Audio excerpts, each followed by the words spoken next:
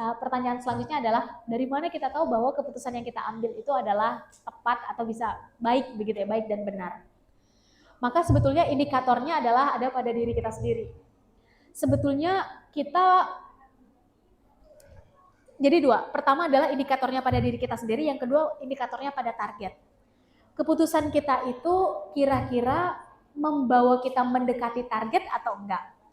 Kalau indikatornya pada kita, nilai apa yang penting dalam hidup kita teh? Bagi Sherly, contoh Sherly misalnya nggak jauh-jauh. Bagi Sherly kebermanfaatan itu penting. Maka ketika mengambil keputusan, ini sebetulnya siapa yang mendapat manfaat? Kira-kira diri sendiri atau orang lain?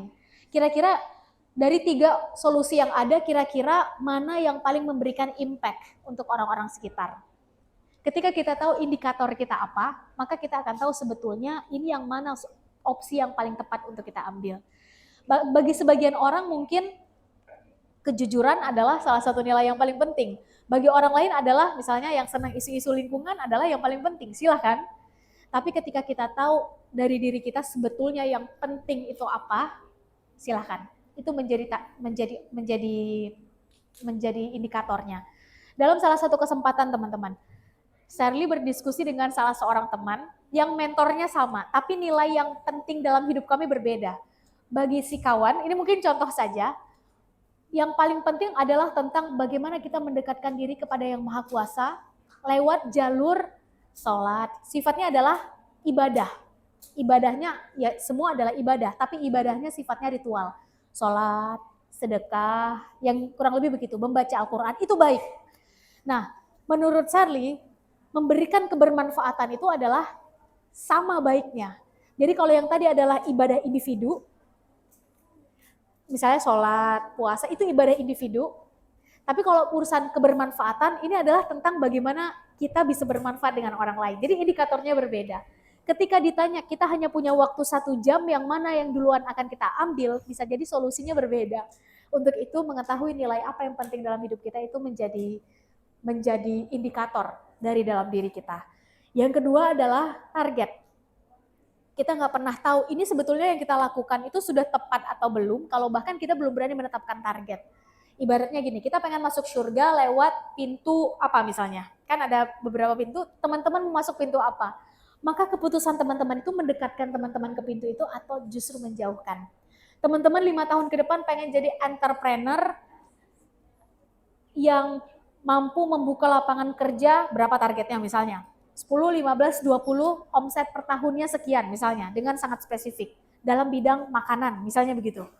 Maka kira-kira keputusan kita sekarang mendekatkan kita atau enggak ya?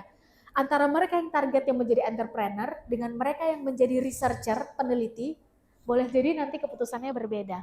Bukan tentang benar salah, yang mana yang benar dan yang mana yang salah, enggak. Tapi seberapa keputusan itu mendekatkan kita pada target.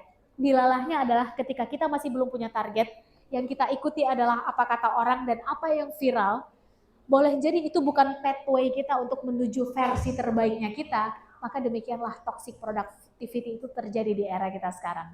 Mungkin begitu, semoga bisa memberikan perspektif untuk tetehnya. Terakhir yang teteh pakai kerudung hijau di belakang tadi, adalah tentang bagaimana menjadi muslimah produktif dan memiliki value gitu ya. Wah, ini bisa 1 jam kita bahas teh. Tapi kurang lebih sebetulnya yang tadi sempat kita bahas, produktif dan sibuk itu kan 2 hal yang berbeda ya. Maka mau di fase kita sekarang masih sendiri, mau di fase kita sebentar lagi akan menikah atau sudah menikah, atau kita yang sebentar lagi punya anak atau akan punya anak, itu definisi produktifnya boleh jadi berbeda. Tapi 3 yang membuat seseorang bisa dikatakan produktif adalah, 1, dia punya target. Yang kedua, keputusan dan pilihan sikapnya adalah yang paling efektif dan paling efisien. Jadi misalnya, kita punya 2 opsi nih, tapi yang mana yang paling efektif dan efisien untuk mencapai target? Kurang lebih ada, ketika kita udah berbicara di tahap itu, kita tahu bahwa kita adalah muslimah-muslimah yang produktif. Nah, terus konkretnya gimana teh? Kita harus mulai dari mana? Misalnya kayak tadi, maka minimal jawab 4 pertanyaan tadi. Itu udah step paling awal.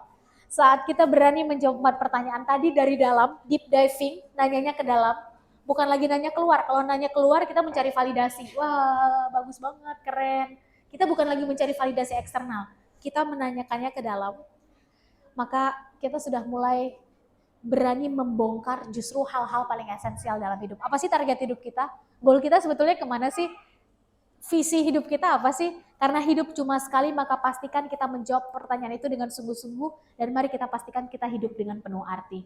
Kalau high value muslimah, maka saya pikir high value muslimah itu adalah ketika bicara muslimah, ini bisa sangat panjang, tapi singkatnya adalah muslimah itu kalau teman-teman mau artikan kira-kira. Artinya apa? Itu kan bahasa Arab ya. Muslim artinya orang yang memeluk agama Islam, dikasih tamar butah, jadi perempuan yang memeluk agama Islam. Ada satu indikator konkret, nyata, real di situ, Islam. Maka mari pelajari sebetulnya apa sih indikatornya, yang berkualitas definisi Islam itu seperti apa, maka disitulah. Konteksnya perempuan dan laki-laki, maka perempuan yang menjadikan Islam sebagai indikator hidupnya, bagaimana caranya berpakaian, bagaimana caranya berucap, bagaimana caranya berpikir, bagaimana caranya merespon masalah, bagaimana posisi konteksnya perempuan misalnya, bagaimana caranya menata apa yang mau dimakan, karena nutrisi kan, bagaimana dia menjaga kesehatan, kebersihan. Karena sampai sekarang setidaknya Selim masih menjadi, saat ini masih menjadi hal yang saya pegang, Islam ini adalah yang mengatur bahkan hal-hal terkecil dalam hidup. Mau hubungan suami istri di dalam kamar, itu kan personal sekali ya. Sampai urusan yang di depan umum publik begitu, politik, sosial, ini diatur dalam Islam. Perang diatur dalam Islam, luar biasa. Jadi ini adalah tentang bagaimana kita menjadikan itu indikator, karena bicara tentang muslimah, itu ada identitas di dalamnya. Dan ketika itu kita jadikan sebagai standar, udah langsung kita pelan-pelan sedang mengatur, menyusun nilai-nilai kita untuk semakin kita dalami, semakin itu akan tinggi. Saya pikir demikian, semoga bisa memberikan perspektif untuk tetehnya, dan semoga bisa menjawab untuk kita semua. Silakan.